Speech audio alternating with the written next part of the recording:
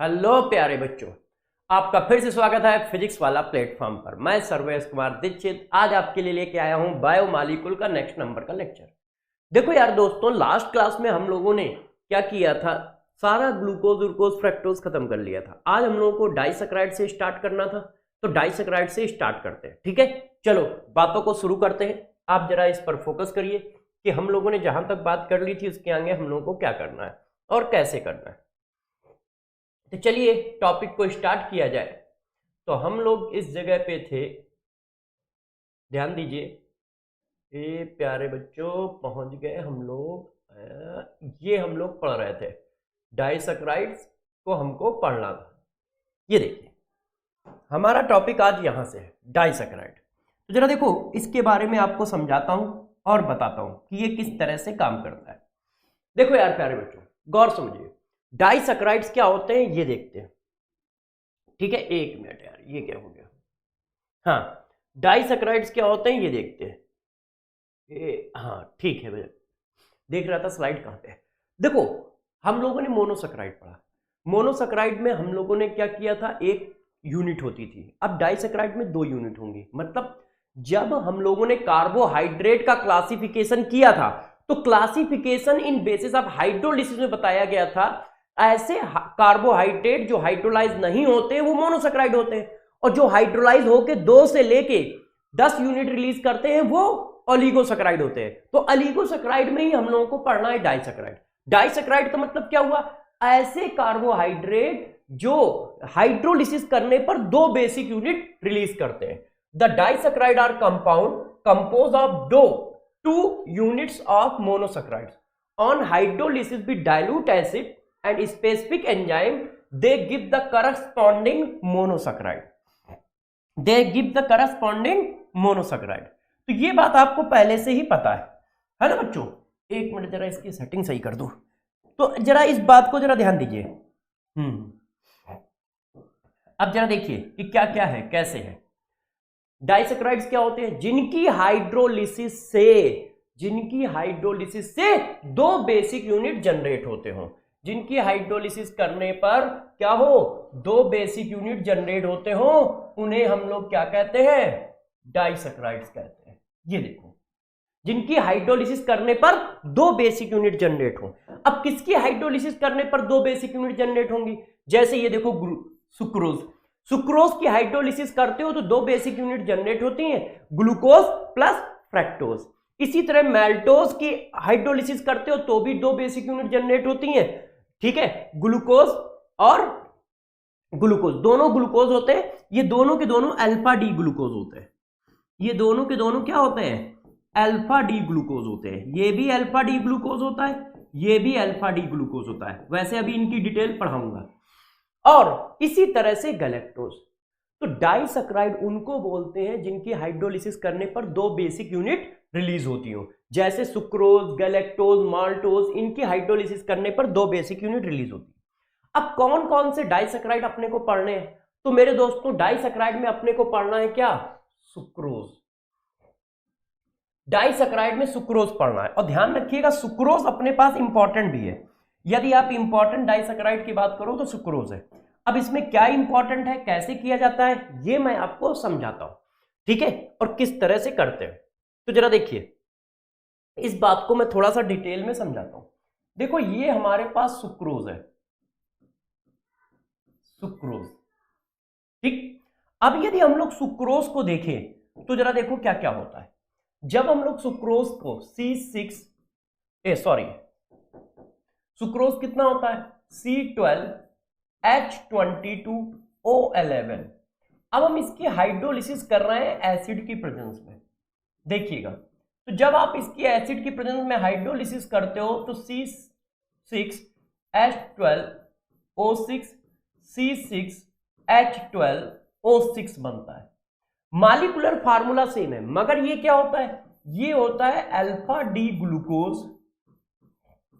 और ये प्यारे बच्चों होता है beta D glucose, sorry beta D fructose. जरा बात को गौर से समझिएगा।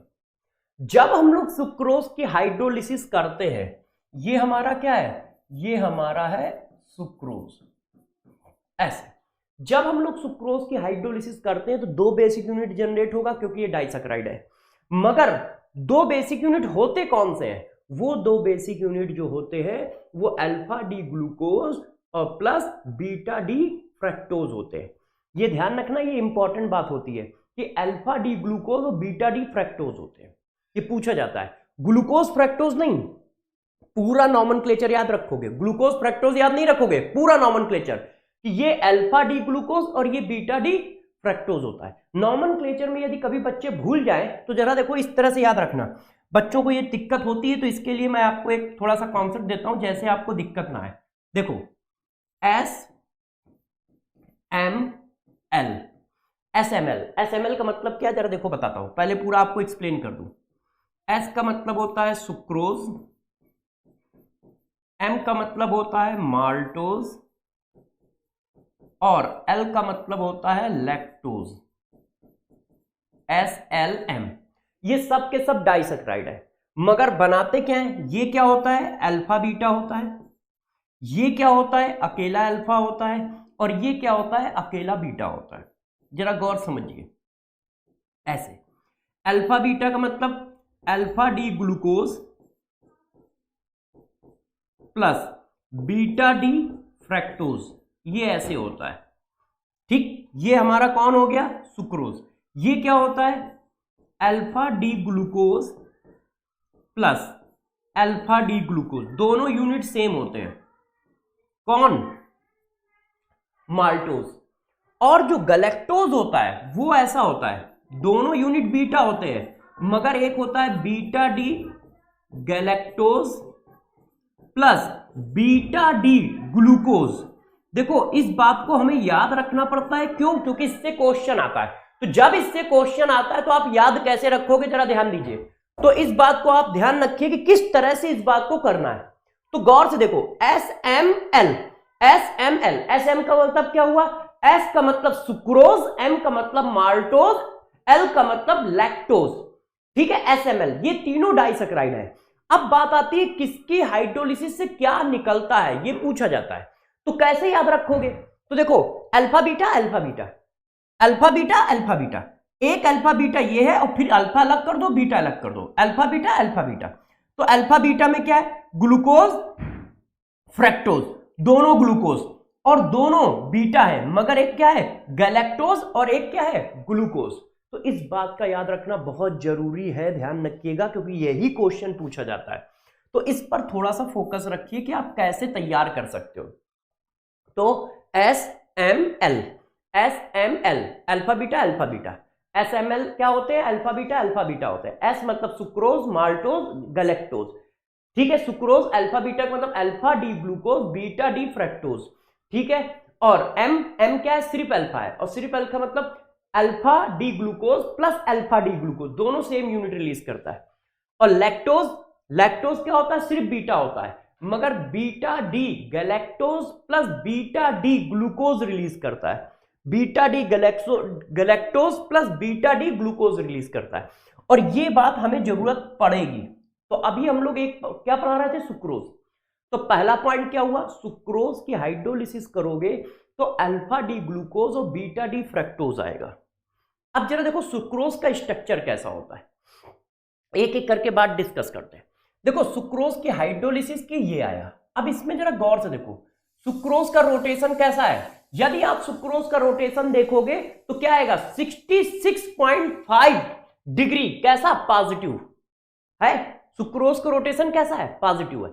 जब हम हाइड्रोलिसिस कराते हैं तो 52.5 या 52.7 ग्लूकोज का रोटेशन आ रहा है और 92.4 माइनस का फ्रक्टोज का रोटेशन आ रहा है। अब जरा गौर से मेरी बात को समझिएगा, ठीक है, कि इसको हम क्या बोलते हैं, कैसे चलता है। तो जरा देखो यार, हमारे पास सिचुएशन कैसी है? हमारे पास सिचुएशन कुछ ऐसी है। देखिए हमारे पास सिचुएशन ये है कि जब हमारे पास सुक्रोज था, ध्यान दीजिएगा, अकेला सुक्रोज मॉलिक्यूल हमारे पास है। तो जब अकेला सुक्रोज मॉलिक्यूल हमारे पास है तो सिचुएशन कैसी है? अकेला सुक्रोज मॉलिक्यूल हमारे पास है तो इसका रोटेशन कितना है? +66.5, प्लस 66.5 ऐसा, ठीक है। और प्लस 66.5 का मतलब क्या है कि ये डेक्स्ट्रो रोटेटरी है। ये क्या है? डेक्स्ट्रो रोटेटरी है, डेक्स्ट्रो रोटेटरी है क्योंकि पॉजिटिव आया, ठीक है कि नहीं। अब क्या हुआ, ये हमारा सॉलिड सुक्रोज है, ये हमारा कैसा है? सॉलिड सुक्रोज, जिसका रोटेशन कैसा है? ये। अब हम लोग क्या करते हैं प्यारे बच्चों, इसमें मिला देते हैं वाटर। अब जब इसमें वाटर मिला दोगे तो ये कुछ इस तरह से आ गया, ध्यान दीजिएगा, बात को समझते जाइएगा। ऐसे वाटर मिलाने पर ये ऐसे आ गया।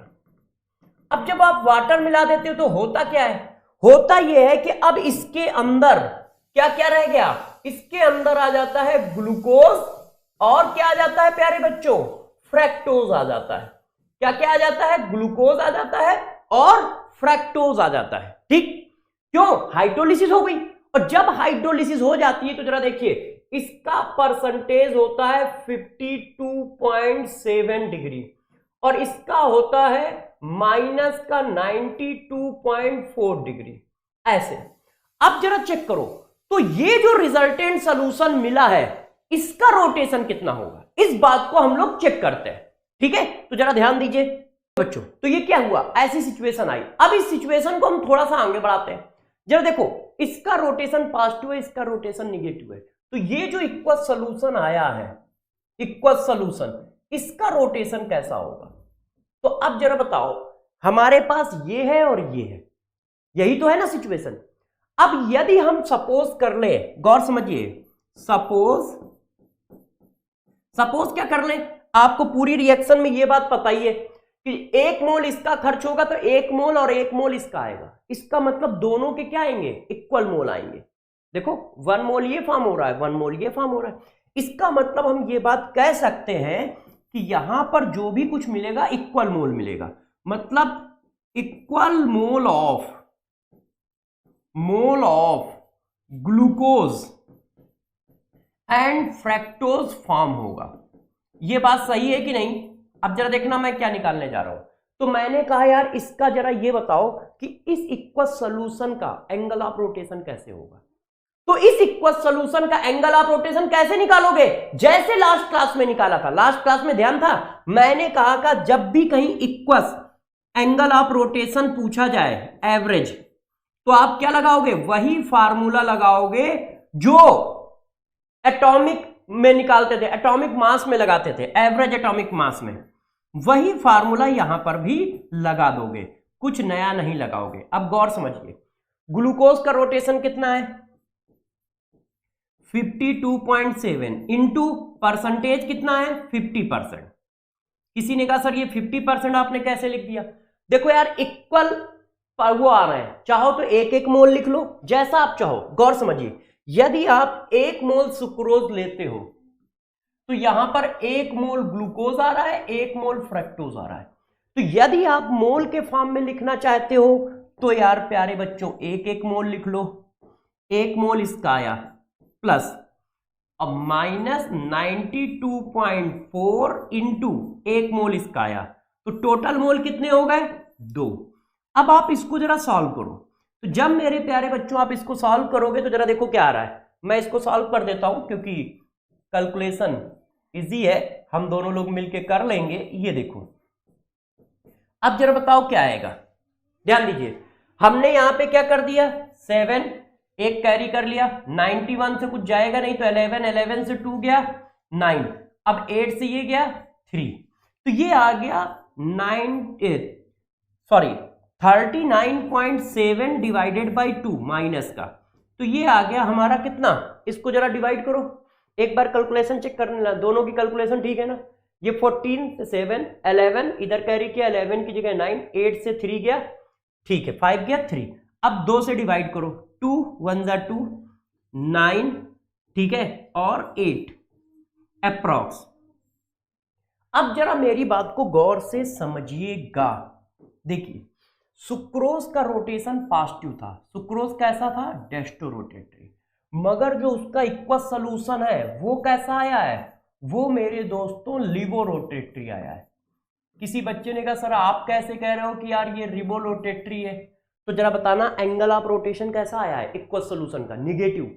एंगल ऑफ रोटेशन निगेटिव आया है तो ये क्या हुआ, लिबो रोटेटरी हुआ। इसका मतलब प्योर सुक्रोज हमारा डेस्ट्रो था और उसका इक्वल सोल्यूशन कैसा है, लिबो रोटेटरी है, मतलब angle of rotation just opposite हो गया है। इसी वजह से ग्लूकोज को क्या कहा जाता है, इनवर्ट शुगर कहा जाता है, सॉरी ग्लूकोज कह रहे हैं।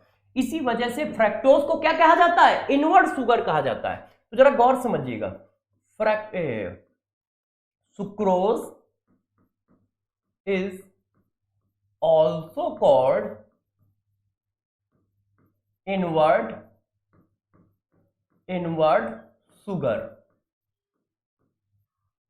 Sucrose is also called invert sugar. क्यों कहा जाता है, रीजन क्या है, रीजन कि जब वो इक्वल सोल्यूशन बनाता है तो उसका एंगल ऑफ रोटेशन पलट जाता है, मतलब उल्टा हो जाता है, डेस्ट्रो की जगह लिवो हो जाता है, इसीलिए इनवर्ट शुगर कहा जाता है। ठीक है, जगह नहीं है ऊपर तो रीजन मैं इधर लिख दे रहा हूं। रीजन क्या है, किसी ने यदि हमसे रीजन पूछा वाई, ठीक है, तो उसका रीजन क्या है, because in equal solution angle of rotation is opposite मतलब लिवो रोटेटरी।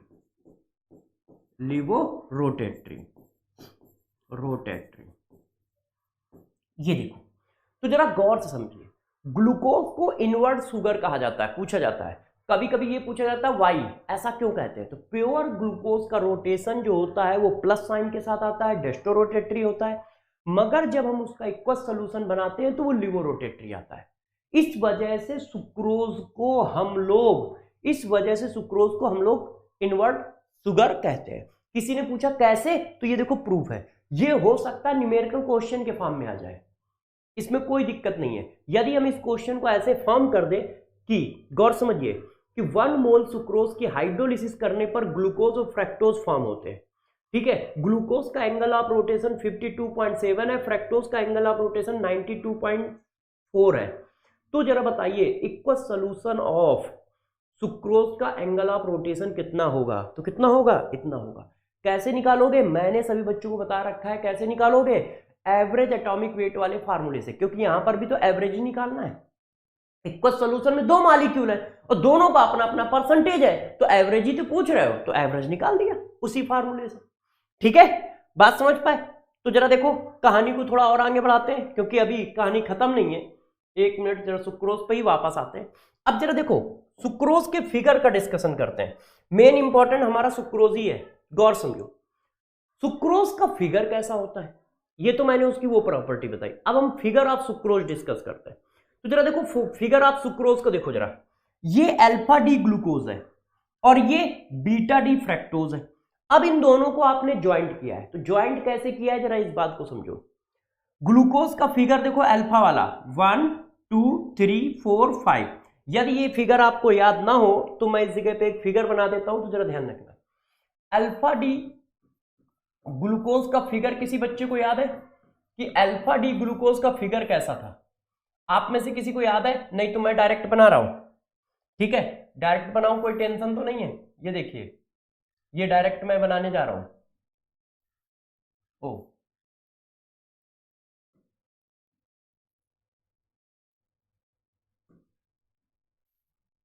देखिए प्यारे बच्चों,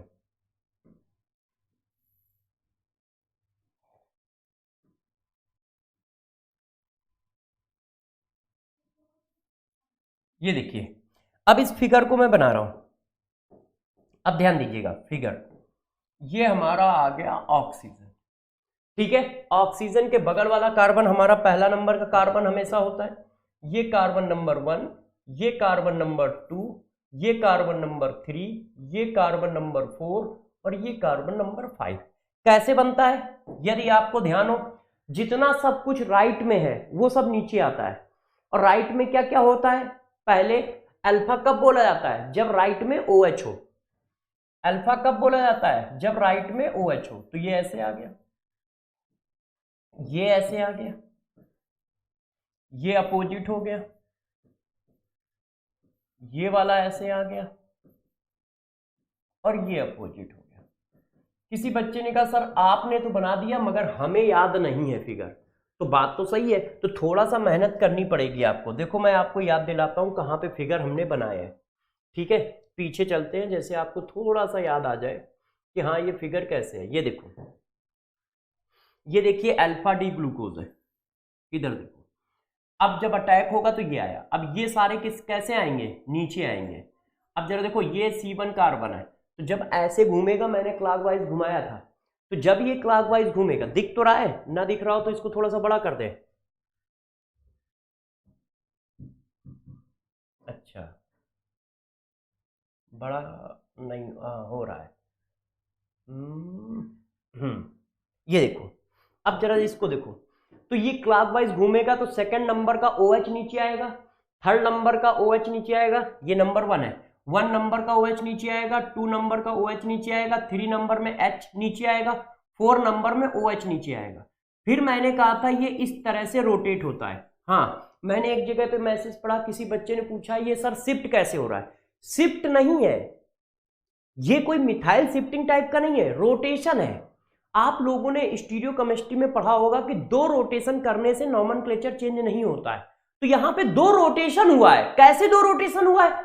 एक रोटेशन हुआ जब हाइड्रोजन इधर आया, और एक रोटेशन हुआ जब CH2 यहां गया। और 2 रोटेशन होने पर नॉमेनक्लेचर नहीं चेंज होता है। तो जब हाइड्रोजन इधर आया तो नीचे आएगा, CH2 इधर गया तो वो ऊपर आएगा। इसी वजह से हम लोगों ने ये फिगर बना दिया है, इसी वजह से मैंने ये डायरेक्ट ये फिगर आपका बना दिया है। ये देखो ऐसे, ये देखो 1 नंबर में OH राइट में था, नीचे आ गया, 2 नंबर में OH राइट में था, नीचे आ गया, 3 नंबर में H राइट में था, नीचे आ गया, 4 नंबर में OH राइट में था, नीचे आ गया। अब 5 नंबर में मैंने हाइड्रोजन को शिफ्ट कराया था तो वो नीचे आ गया। ये अल्फा डी ग्लूकोज है, और इस कार्बन को हम क्या कहते हैं, 1 कार्बन कहते हैं। अब जरा देखो, अब हम बात करते हैं बीटा की, कि यदि कहीं पर हमारे पास बीटा होगा तो कैसा होगा। अब बात आई बीटा डी फ्रैक्टोज की, गौर समझिएगा। Beta D fructose, beta D fructose का फिगर कैसे होता है? तो देखो यार, बीटा डी फ्रैक्टोज का फिगर ये है, ये देखो, यहां से चाहो तो चालू कर लो। ये देखो, ये बीटा डी फ्रैक्टोज है। राइट में कौन है, OH, ठीक है, पहला कार्बन ये दूसरे कार्बन पे होता है, आपको पता है ना। इस तरह से अटैक है। देखो मैं आपको अटैक भी दिखा देता हूं, जैसे दिक्कत ना है। अटैक वाला कहीं फिगर होगा हमारे पास अभी, ग्लूकोज, हाँ ये देखो, ये अटैक, अच्छा ये ग्लूकोज का है। हम लोगों को किसका चाहिए दोस्त, फ्रैक्टोज का। फ्रैक्टोज का फिगर ये है। अब जरा चेक करो भाई, इस कार्बन जो 5 नंबर वाला है, ये इस पर अटैक करता है 2 नंबर पर। क्यों? क्योंकि फ्रैक्टोज के केस में 2 नंबर पर कार्बोनाइल ग्रुप है। तो जब इस पर अटैक करता है तो ये फिगर ऐसा आ जाता है। ये फिगर कैसा आ जाता है, ऐसे आ जाता है। ये देखो अल्फा डी फ्रैक्टोज, ये सब मैं पीछे पढ़ा चुका हूं, इसलिए फिगर बना नहीं रहा हूं। अब जब ये घूमेगा ऐसे तो CH2H नीचे, HOH 5 मेंबर की रिंग बनेगी, ये नीचे जाएगा, ये नीचे जाएगा, ये नीचे जाएगा, ये ऊपर जाएंगे, ठीक है। और इसमें भी उसी तरह से होगा। तो जरा देखो इसका फिगर आएगा कैसे। तो जब हम लोग ऐसा करेंगे तो ये देखो आया, ठीक है। ये देखो 1 नंबर नीचे आया, H नीचे आया, OH नीचे आया, H और CH2 उसी तरह से हमने घुमा दिया है। आप चाहें तो मैं आपको दिखा भी सकता हूं। ये देखो, ये देखिए ऐसे घूमेगा ऐसे, तो फिर ये यहां पे और फिर ये यहां पे, ये देखो ऐसे। तो ये 1 नंबर नीचे आ गया, H नीचे आ गया, 4 नंबर का OH नीचे आ गया, 5 नंबर में H नीचे आएगा और CH2H ऊपर आएगा। ये देखो ऐसे है। अब बीटा डी फ्रैक्टोज का हम फिगर वहां पे बना लेते हैं। गौर से देख लीजिएगा, बीटा डी फ्रैक्टोज का हम फिगर बना लेते हैं, ठीक है। तो बीटा डी फ्रैक्टोज का मैंने फिगर बनाया इस तरह से। ये देखो, अब मैंने बनाया बीटा डी फ्रैक्टोज का फिगर। तो बीटा डी फ्रैक्टोज का फिगर कैसे आता है, ऐसे आता है, ठीक है। ये देखिए ऐसे,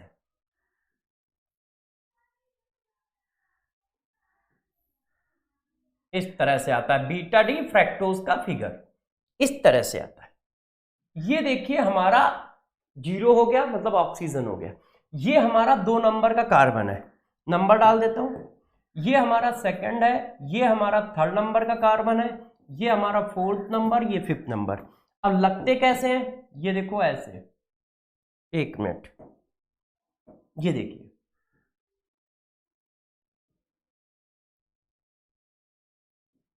ये देखिए, थोड़ा हो सकता है आपको सोचना पड़ेगा, क्यों, क्योंकि पीछे की बात याद होंगी तभी काम चलेगा। ऐसे घूमा था, ये देखो मैं पीछे फिर पहुंचा देता हूं आपको, 1 मिनट, कैसे घूमा था, ये देखो, ये वाला ऐसे घूमेगा तो CH2H नीचे आएगा, फिर H आएगा, फिर OH आएगा।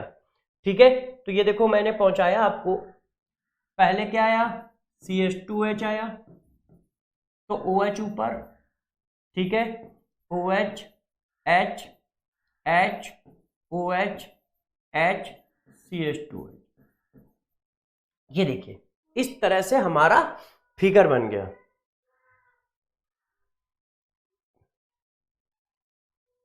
अब देख लो खूब अच्छे से कि किस तरह से हमारा फिगर आया है।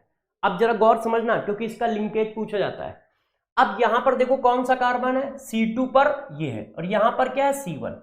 अब C1 और C2 आपस में मिलते हैं, तो C1 और C2 मिलेंगे तो जरा देखो क्या होगा, किस तरह का लिंकेज हमारे पास आएगा। C1 carbon of alpha D glucose, ठीक है, add with C2 carbon of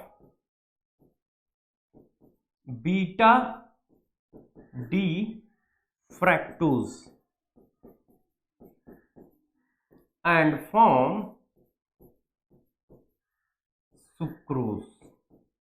अब जरा देखिए क्या है, इसका C1 कार्बन और इसका C2 कार्बन मिलके वाटर निकालते हैं, मिलके वाटर निकालते हैं। C1 कार्बन इसका होगा, C2 कार्बन किसका होगा, फ्रैक्टोज का होगा, मिलके वाटर निकालते हैं। तो जरा देखो मिलके वाटर कैसे निकालेंगे, तो जरा हम मिलके वाटर निकाल देते हैं। ये देखिए, इसका सपोज करो OH निकल गया, तो इसका क्या निकलेगा, H, ऐसे। तो इसका OH और इसका H जब निकल जाएगा तो फिगर हमारा ऐसे आ जाएगा। ये देखो, ये अल्फा डी ग्लूकोज, देखो इसका यहां से OH निकल गया और इसका H निकला, ये देखो C2 कार्बन है, इसका H निकला, तो एक O बचेगा, एक O बचेगा। क्यों बचेगा, यहां पर देखिए OH और OH, तो टोटल कितने OH है, 2 OH है, तो वाटर निकालने में क्या होगा, H दोनों निकल जाएंगे और ऑक्सीजन तो एक ही निकलेगा ना, तो इनके बीच में ऑक्सीजन का एक बॉन्ड रहेगा ना, इनके बीच में क्या होगा, ऑक्सीजन का एक बॉन्ड रहेगा, और वो बॉन्ड ये दिखाया गया है, ये देखो। तो ध्यान रखना, ये पूछा जाता है कि अल्कोहल का कौन सा कार्बन होगा, C1, और फ्रैक्टोज का कौन सा कार्बन होगा, C2, ग्लूकोज का कौन सा कार्बन होगा, C1, और फ्रैक्टोज का कौन सा कार्बन होगा, C2। इसी वजह से इस लिंकेज का नाम क्या होता है, C1C2 ग्लूकोसाइड लिंकेज। इस लिंकेज का नॉमेनक्लेचर भी किया जाता है, इसको बोलते हैं C1C2 ग्लूकोसाइड लिंकेज, या फिर इसको ये भी बोलते हैं ओनली ग्लूकोसाइड लिंकेज भी बोलते हैं, या फिर इसी को बच्चों ये भी बोलते हैं alpha beta glucoside linkage, alpha beta glucoside linkage. अब मेरी बातों को आप समझते जाइएगा थोड़ा सा, ठीक है, क्योंकि ये बीटा है ये अल्फा है, इसलिए अल्फा बीटा ग्लूकोसाइड लिंकेज। तो ये बात पूछी जाती है कि C1 कार्बन किसका है, ग्लूकोज का है कि फ्रैक्टोज का, तो ग्लूकोज का है। C2 कार्बन किसका है, ग्लूकोज का है कि फ्रैक्टोज का, तो फ्रैक्टोज का है। ठीक है, कैसा है C2 कार्बन। अब यहां पर एक और बात है, आप जरा चेक करो, ये लाइन नीचे की ओर है, लाइन नीचे की ओर होने का मतलब फ्रैक्टोज का OH नीचे होना चाहिए और ग्लूकोज का भी OH नीचे होना चाहिए, तभी तो ऐसा स्टीरियो आइसोमर आएगा कि यहां से वाटर निकाल दिया भाई, OH इसके पास ऐसे रहा होगा, OH इसके पास ऐसे रहा होगा, तो तुमने ऐसे वाटर निकाल दिया तो OH यहां पे लग गया, ऐसा ही तो रहा होगा, तभी तो ये पॉसिबिलिटी है। बात मेरी समझ पाए कि दोनों OH नीचे साइड में रहने चाहिए, तभी तो ऐसा हो सकता है। अब गौर समझना कॉन्सेप्ट, यहां पर जरा चेक करो, बीटा का OH तो ऊपर होता है, तो वो नीचे कैसे आएगा है। अब जरा गौर से मेरी बात को समझना, हमने इस रिंग को 2 बार फ्लिप किया है। कैसे? पहले मैंने इसको ऐसे किया, ठीक है, पहले मैंने इसको ऐसे किया, एक बार कॉन्फ़िगरेशन चेंज हो गया, और फिर इस वाले बॉन्ड को घुमा के ऐसे कर दिया। 2 बार कॉन्फ़िगरेशन चेंज करने पर, मतलब 2 बार लोकेशन चेंज करने पर कॉन्फ़िगरेशन नहीं चेंज होता, ये आप लोग स्टीरियोकेमिस्ट्री में पढ़ के आए हो। तो हम क्या कर रहे हैं, पहले इस फिगर को पलट के यहां रख रहे हैं, एक कॉन्फ़िगरेशन चेंज, फिर इस वाले को ऐसे कर रहे हैं, ऐसे रोटेट कर दे रहे हैं, तो OH क्या आएगा, नीचे आ जाएगा, और OH नीचे आ जाएगा तो दोनों का बॉन्ड बन पाएगा, दोनों का बॉन्ड बन पाएगा। इस फिगर और इस फिगर को तो तुम ऐड ही नहीं कर पाओगे, इस फिगर और इस फिगर को ऐड करोगे तो ये देखो OH नीचे है, इसका OH ऊपर है, तो वाटर का जो अटैचमेंट आएगा वो ऐसे आना चाहिए, ऐसे वो इसको क्या बोलते हैं, डायगोनल फॉर्म में। और जबकि डायगोनल फॉर्म में ना आकर ये देखो इस तरह से आया है, सॉरी ग्लूकोज का कहां गया, ये इस तरह से आया है। तो इसके लिए हम लोगों ने क्या किया है, पहले ग्लूकोज फ्रैक्टोज का जो मॉलिक्यूल था उसको ऐसे पलटा, एक कॉन्फ़िगरेशन चेंज हो गया, और फिर ये वाला बॉन्ड घुमा दिया है, फिर हमने क्या किया, ये वाला बॉन्ड घुमा दिया है। ये देखिए, पहले मैंने इस रिंग को ऐसे पलट दिया, ऐसे आ गया, और फिर OH को घुमा दिया, या चाहो तो पहले इसको घुमा लो तो OH यहां जाएगा, ये यहां आ जाएगा, और फिर इसको ऐसे पलट दो तो OH नीचे आ गया, दोनों ज्वाइंट हो गए, दोनों ज्वाइंट हो गए, और हमारा क्या बन गया, ग्लूकोज, सुक्रोज। क्या बन गया, सुक्रोज। अब जरा सुक्रोज के फिगर में एक खास बात और देखो, गौर से देखिए, क्या इसमें हेमी एसिटल ग्रुप है, क्योंकि कंबाइंड कौन कौन हुआ है, कंबाइंड हुआ है हमारा C1 और C2, और C1 और C2 कंबाइंड होने की वजह से आप जरा चेक करके देख लो कि इसमें हेमी एसिटल ग्रुप नहीं है, सारे के सारे एसिटल ग्रुप हैं। और यदि हेमी एसिटल ग्रुप नहीं है तो जरा देखो, absence of hemiacetal group in sucrose, hemiacetal group sucrose के पास ना होने की वजह से ये क्या करता है, ये नॉन रिड्यूसिंग शुगर होता है। जनरली क्या है, मैंने आपको पीछे पढ़ाया है कि सभी के सभी डाइसैकराइड जो होते हैं रिड्यूसिंग शुगर होते हैं, मगर सुक्रोज नॉन रिड्यूसिंग शुगर होता है, और म्यूटा रोटेशन भी नहीं शो करता है, does not show mutarotation property.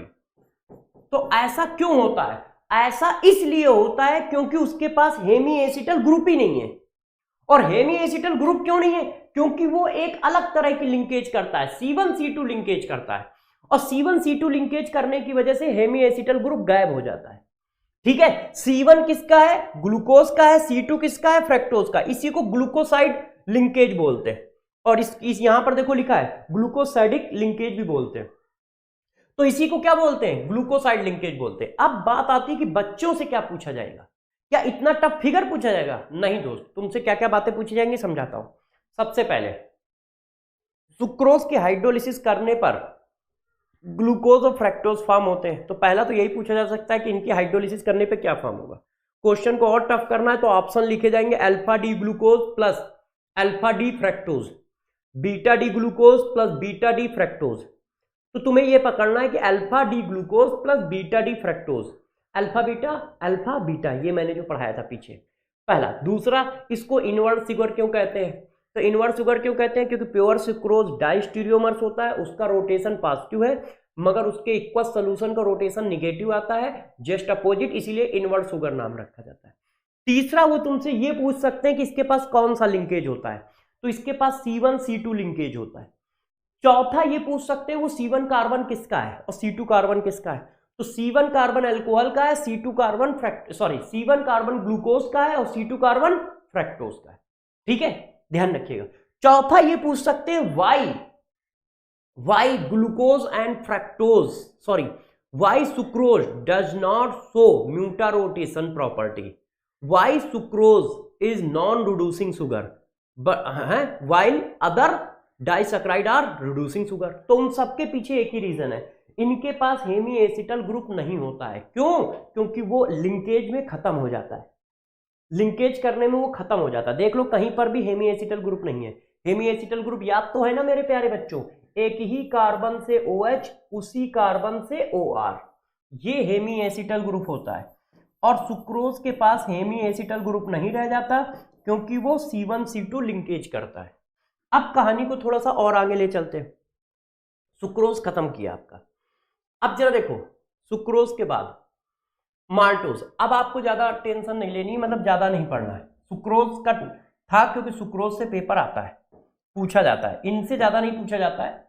देखो माल्टोज, मैंने आपको क्या पढ़ाया था, alpha beta alpha beta, alpha beta alpha beta, alpha beta alpha beta किस में लगाते थे, SML।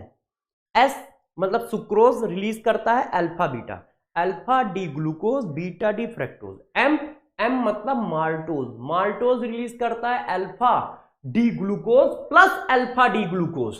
तो ये देखो माल्टोज है। यदि हम माल्टोज की, एक मिनट कर यदि हम माल्टोज की हाइड्रोलिसिस करें, ये देखो यदि हम इसकी हाइड्रोलिसिस प्यारे बच्चों करते हैं तो हमें मिलता है alpha D glucose plus alpha D glucose, मतलब ग्लूकोज के 2 यूनिट मिलते हैं और सेम यूनिट मिलते हैं, C6H12O6 प्लस C6H12O6, और यहां पे क्या आया, C12H22O11, और ये क्या है, माल्टोज है।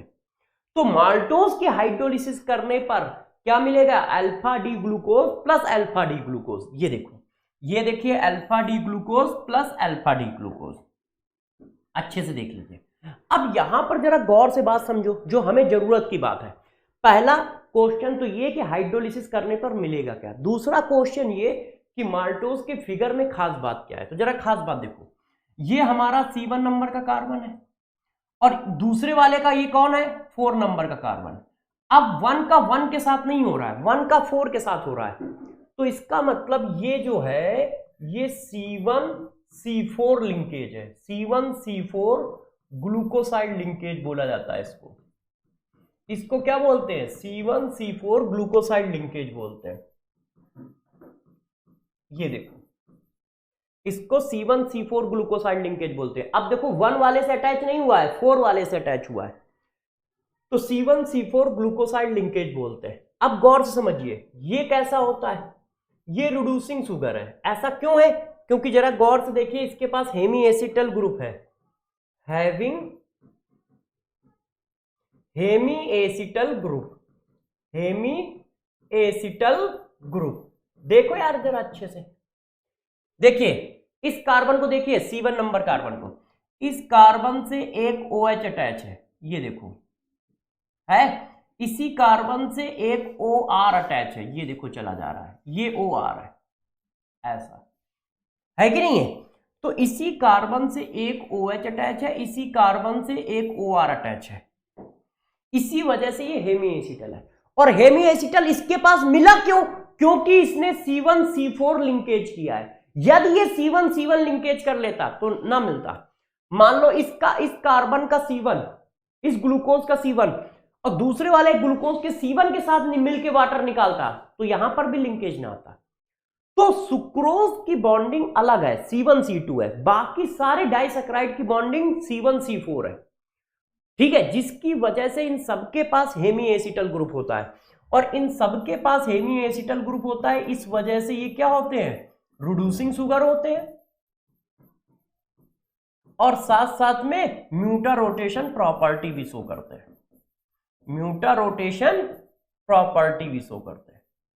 ऐसा क्यों, क्योंकि इन सबके पास हेमी एसिटल ग्रुप है। तो माल्टोज, पहला क्वेश्चन कि भैया माल्टोज हाइड्रोलिसिस करने पे क्या निकालेगा, तो 2 बीटा डी ग्लूकोज निकालेगा।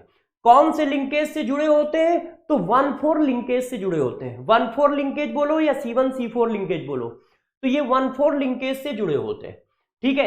एक ग्लूकोज का 1 दूसरे ग्लूकोज का 4 से अटैच होता है माल्टोज में। अब जरा देखो इसके आगे, अब हमारा है गैलेक्टोज। ये देखो तो गैलेक्टोज में क्या होता है ये तो आप जानते ही हैं। गैलेक्टोज की जब हाइड्रोलिसिस करते हैं तो देखो जरा क्या आता है, इसको जरा समझिएगा कि गैलेक्टोज की हाइड्रोलिसिस करने पर क्या आएगा। यदि हम गैलेक्टोज की हाइड्रोलिसिस करते हैं प्यारे बच्चों तो 2 यूनिट आएंगी। एक क्या आएगा, एक आता है हमारा बीटा डी गैलेक्टोज, एक मिनट इसको रफ कर दो, beta D galactose plus beta D glucose, ऐसे। ये देखिए beta D galactose plus beta D glucose, इस तरह के हमारे पास 2 यूनिट आएंगे। यहां पर थोड़ा गलत लिख गया है, जरा ध्यान रखिएगा, दोनों जगह पे ग्लूकोज ग्लूकोज लिखा है जबकि यहां पर सही लिखा है। ये देखिए linkage between C1 of beta D galactose and unit and C4 of beta D glucose unit. ये देखो यहां पर सही लिखा है, यहां पर गलत लिख गया है। ये गैलेक्टोज है, ये जो है ये गैलेक्टोज है, ये गैलेक्टोज है, कैसा, बीटा डी गैलेक्टोज। ये देखिए ये गैलेक्टोज होगा beta D galactose. Beta D galactose में क्या होता है, 4 नंबर का कॉन्फ़िगरेशन चेंज होता है। और देखो ये 4 नंबर का कॉन्फ़िगरेशन चेंज है, 4 नंबर जो कार्बन है इसका OH ऊपर है और यहां पर 4 नंबर का कार्बन का OH नीचे है। 4 नंबर के कार्बन को हम लोग चेंज करते हैं। मैंने आपको याद करने का कॉन्सेप्ट बताया था, यदि अच्छे से ध्यान हो तो जरा गौर समझिएगा, थोड़ा अटेंशन वाला काम है क्योंकि पीछे की चीजें हम बता रहे हैं। देखो ग्लूकोज के फिगर में मैंने क्या बताया था, ऊपर एल्डिहाइड नीचे प्राइमरी अल्कोहल, सारे के सारे OH राइट साइड में, यही बताया था। फिर मैंने कहा था कि यदि आप 4th नंबर वाले को चेंज, सारे के सारे राइट साइड में, फिर 3rd नंबर वाले को पलट देते हैं, 3rd नंबर वाले को पलट देते हैं तो क्या आ जाता है, ग्लूकोज का फिगर। अब ग्लूकोज के फिगर में यदि 2nd वाले को पलट दोगे तो माइनस, ग्लूकोज के फिगर में यदि 4 वाले को पलट दोगे तो गैलेक्टोज। अब देखो 4 वाला जो होगा चेंज होगा, ग्लूकोज का फिगर ये है, इसमें 4 वाला कैसा है, H और OH, और पलट दोगे तो OH ऊपर आ जाएगा, H नीचे, तो फिगर सही बना है, नाम गलत लिखा है। तो beta D galactose plus beta D glucose का मिक्सचर होता है कौन, लैक्टोज। ध्यान रखना कि C1 कार्बन किसका है, C4 कार्बन किसका है। C1 कार्बन इसका होता है और C4 कार्बन इसका होता है। देखो C1 कार्बन ऑफ ग्लूकोज और C4 carbon of C1 carbon of galactose और C4 कार्बन ऑफ ग्लूकोज मिलके बनाते हैं क्या, लैक्टोज, इस बात को, ठीक है। तो इसमें कौन सा लिंकेज है ये आपको समझ में आ गया, किस साइड का। अब जरा इस पे एक बात चेक करके बताओ, क्या इसके पास हेमी एसिटल ग्रुप है, having hemiacetal group, check करके बताइए जरा प्यारे बच्चों, क्या इसके पास हेमी एसिटल ग्रुप है। देखो तो ये वाला ग्रुप समझो, ये देखो इस कार्बन से एक OH अटैच है, इस कार्बन से एक OR अटैच है, तो इसके पास हेमी एसिटल ग्रुप है। इस कार्बन से एक OH, इस कार्बन से एक OR, तो हेमी एसिटल ग्रुप है ना। और यदि इसके पास हेमी एसिटल ग्रुप है तो ये क्या होगा, रिड्यूसिंग शुगर भी होगा। और क्या होगा, और साथ साथ में प्यारे बच्चों ये कैसा होगा, रिड्यूसिंग शुगर के साथ साथ म्यूटा रोटेशन भी शो करेगा, म्यूटा रोटेशन भी शो करेगा। ये देखो तो गौर से जरा समझिए, इसका मतलब सारे डाइसैकराइड C1 C4 लिंकेज करते हैं, क्योंकि यदि C1 C4 लिंकेज होगा तो हमेशा हेमी एसिटल ग्रुप आएगा, और यदि हेमी एसिटल ग्रुप आएगा तो वो रिड्यूसिंग शुगर भी होगा, म्यूटा रोटेशन भी होगा। इसी वजह से आप पीछे लिख के आए थे कि all disaccharides are reducing sugar except sucrose, क्योंकि सुक्रोज में C1 C2 लिंकेज होता है। सुक्रोज में क्या होता है, C1 C2 लिंकेज है। ये देखो ये 1 है, ये 2 है, और C1 C2 लिंकेज होने की वजह से क्या होता है, हेमी एसिटल ग्रुप नहीं मिल पाता है। और बाकी सब में क्या है, C1 C4 लिंकेज है, इस वजह से उसमें हेमी एसिटल ग्रुप मिल जाता है। ठीक है, बात समझ गए, याद कैसे रखोगे ये तो समझ गए ना। SML, alpha beta alpha beta, alpha beta alpha beta, SML, alpha beta alpha beta. Alpha beta का मतलब alpha D glucose plus beta D fructose, sucrose की हाइड्रोलिसिस पे आएगा, ठीक है। माल्टोज की हाइड्रोलिसिस पे सिर्फ अल्फा आएगा, अल्फा डी ग्लूकोज आएगा। गैलेक्टोज की हाइड्रोलिसिस पे क्या आएगा, सिर्फ बीटा आएगा, मगर beta D electrons plus beta D glucose, ठीक है, इस तरह से। अब जरा देखो यार, पॉलीसैकेराइड्स, पॉलीसैकेराइड क्या होते हैं?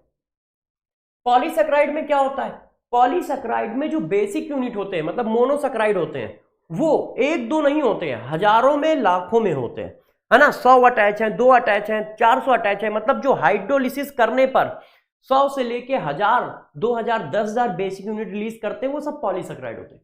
Polysaccharide are long chain polymer of किसके? Monosaccharide joint together by glucoside linkage. अब जरा देखो यहां पर ये पॉइंट इंपॉर्टेंट है, जब ये ग्लूकोसाइड लिंकेज बनाएंगे, गौर समझिए, ये देखो किसके थ्रू ज्वाइंट है? ग्लूकोसाइड लिंकेज के थ्रू ज्वाइंट है। यदि ग्लूकोसाइड लिंकेज के थ्रू ज्वाइंट है तो ग्लूकोसाइड लिंकेज हमारे पास कई तरह के थे, C1 C2 भी था, C1 C4 भी था। अच्छा, फॉर एग्जाम्पल स्टार्च, सेलुलोज, है ना, ग्लाइकोजन एसेट्रा। अब इसमें से हमको क्या पढ़ना है? हमको जो थोड़ा बहुत पढ़ना है वो स्टार पढ़ना है। स्टार्च क्या होता है? स्टार्च पॉलीसैकेराइड्स होता है। जब हम उसकी हाइड्रोलिसिस करते हैं तो डाइसैकेराइड के बाद वो ये बनाता है। तो स्टार्च किसका पॉलीमर है? स्टार्च पॉलीमर है डी ग्लूकोज का। स्टार्च किसका पॉलीमर है? देखो डी ग्लूकोज का पॉलीमर है, ये देखिए है। अब स्टार्च जब डी ग्लूकोज का पॉलीमर है तो इसका फिगर जरा समझो। Starch is a polymer of alpha D glucose, ये देखो इंपॉर्टेंट पॉइंट। अब क्या होता है? अल्फा डी ग्लूकोज अटैच होते चले जाते हैं, कौन से लिंकेज के थ्रू? ये देखो जरा, ये अल्फा डी ग्लूकोज है, इसको मैं अपनी तरफ से पढ़ा देता हूं थोड़ा सा, है ना। इसको जरा इस तरह समझिए, थोड़ी देर में पढ़ा लेता हूं। देखो ये स्टार्च है, स्टार्च एक पॉलीमर होता है, ठीक है प्यारे बच्चों। अब पॉलीमर जो होता है वो दो के कॉम्बिनेशन से बनता है। एक कॉम्बिनेशन बोला जाता है एमाइलोज और एक कॉम्बिनेशन बोला जाता है एमाइलोपेक्टिन। हो सकता है कहीं लिखा हो एमाइलोपेक्टिन, ये देखो एमाइलोपेक्टिन। तो सबसे पहली बात क्या, स्टार्च एक पॉलीमर है जो दो के कॉम्बिनेशन से बनता है, एमाइलोज एमाइलोपेक्टिन। एमाइलोज जो होता है वो 10 से 20% तक होता है स्टार्च में, और ये जो होता है 80 से 85% तक होता है। पहला पॉइंट। एमाइलोपेक्टिन जो होता है वो क्या होता है? एमाइलोपेक्टिन जो होता है वो स्टेट चेंज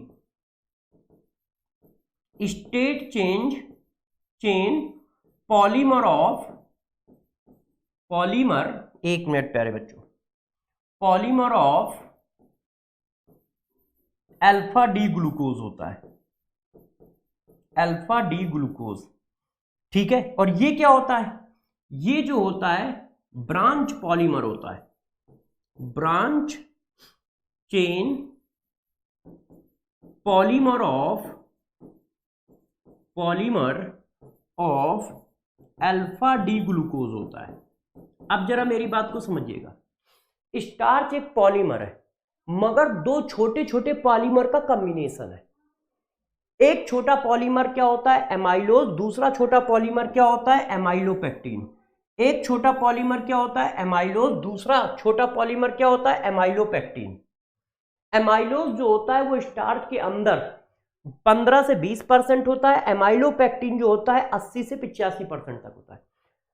एमाइलोज जो होता है वो state chain polymer of alpha D glucose होता है। ये देखो ये एमाइलोज का फिगर है। एमाइलोज के फिगर को यदि आप अच्छे से ध्यान दो तो ये देखिए स्टेट चेन बनती चली जा रही है, सीधी लाइन चलती चली जा रही है। और कैसा लिंकेज है? 1-4 1-4 ऐसे अल्फा डी ग्लूकोज ऐड होते रहेंगे। किस तरह का लिंकेज इसमें होता है? C1-C4 लिंकेज होता है। ये पूछे जाते हैं ये सारी बातें, साइड लिंकेज। तो एमाइलोज के पास C1-C4 लिंकेज होता है, इस तरह से। एमाइलोपेक्टिन, तो एमाइलोपेक्टिन ये है, amylopectin is a branch chain polysaccharides insoluble in water, वो तो अभी हम बताएंगे। अब वो देखो ब्रांच चेन कैसे है, गौर से देखिए, C1 C4 लाइन से ऐसे चला जा रहा है, C1 C4 C1 C4 C1 C4, साथ में और कौन कौन सा लिंकेज आ रहा है ये चेक करो। ये इसका C1 है, C1 C4 हो चुका है, ये इसका C1 है और ये इसका क्या है C6, क्यों 1 2 3 4 5 और ये वाला कार्बन कौन सा है 6, इसके साथ ये देखो लिंकेज आया है, ये देखो ऐसे, और ये CH2OH है ऐसे, तो ये 6 है और ये 1 है। तो देखो C1 और C4 भी है और C1 और C6 भी है। पहले एक चेन सीधी बनती चली गई C1 C4 की, और उसी एक चेन की स्टेट चेन के साथ उसने क्या कर लिया है 1,6 कॉम्बिनेशन भी बीच बीच में किया है। तो ध्यान रखिएगा एमाइलोपेक्टिन जो होता है दो तरह के कॉम्बिनेशन करता है, C1 C4 लिंकेज भी करेगा, C1 C4 ग्लूकोसाइड लिंकेज, और साथ में plus C1 C6 glucoside linkage भी करेगा, C1 C6 ग्लूकोसाइड लिंकेज भी करेगा। कौन? एमाइलोपेक्टिन। ये देखो ये ब्रांच होता है एमाइलोपेक्टिन, ये देखिए। तो ये कैसे लिंकेज करता है, इसके पास दोनों टाइप के होंगे, C1 C4 भी होगा और C1 C6 लिंकेज भी होगा, दोनों टाइप के लिंकेज होंगे। ये देखो ये वाटर सॉल्युबल होता है, ये क्या होता है वाटर सॉल्युबल होता है, कौन एमाइलोज, और ये क्या होता है ये वाटर इनसॉल्युबल होता है, ये वाटर इनसॉल्युबल होता है, कौन एमाइलोपेक्टिन। तो जरा समझो, ग्लूकोज जो है एक पॉलीमर है जो दो पॉलीमर के कॉम्बिनेशन से मिलता है, बनता है, ठीक है, एमाइलोज एमाइलोपेक्टिन। स्टार्च में, सॉरी मैं शायद स्टार्च की जगह ग्लूकोज बोल गया था, स्टार्च जो होता है वो एक पॉलीमर है जो दो पॉलीमर के कॉम्बिनेशन से बनता है, एमाइलोज और एमाइलोपेक्टिन। एमाइलोज जो होता है 10 से 15% होता है, एमाइलोपेक्टिन जो होता है 80 से 85% होता है।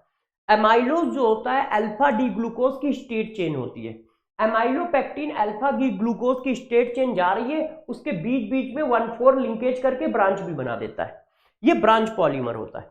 इसमें सिर्फ एक तरह का लिंकेज होता है C1 C4, इसमें क्या होता है C1 C4 और C1 C6 दोनों टाइप के लिंकेज पाए जाते हैं, और इन दोनों का कॉम्बिनेशन क्या होता है स्टार्च होता है।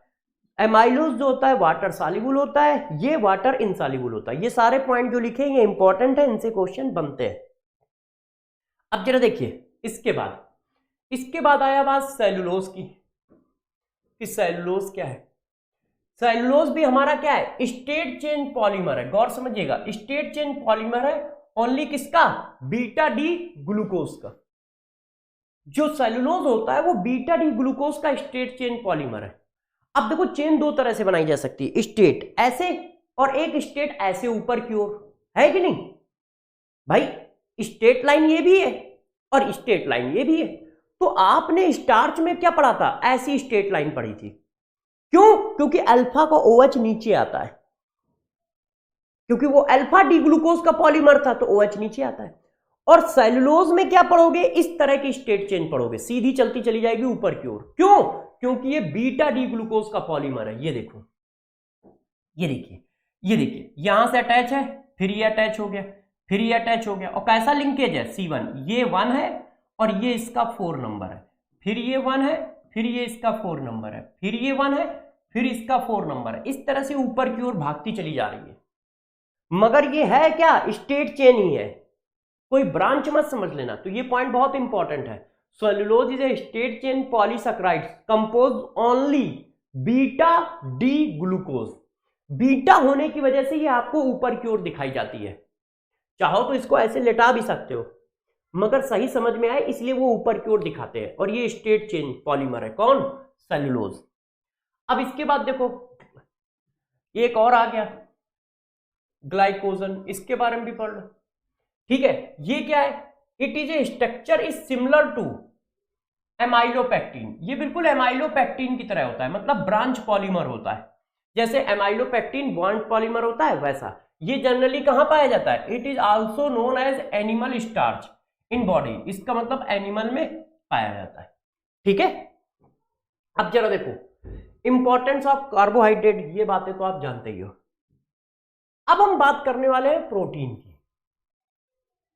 अब जरा यार प्रोटीन के बारे में कुछ बातें बताते हैं कि प्रोटीन क्या होता है, किस तरह से फॉर्म होता है। तो देखो प्रोटीन जो होते हैं जनरली नाइट्रोजनस कंपाउंड होते हैं।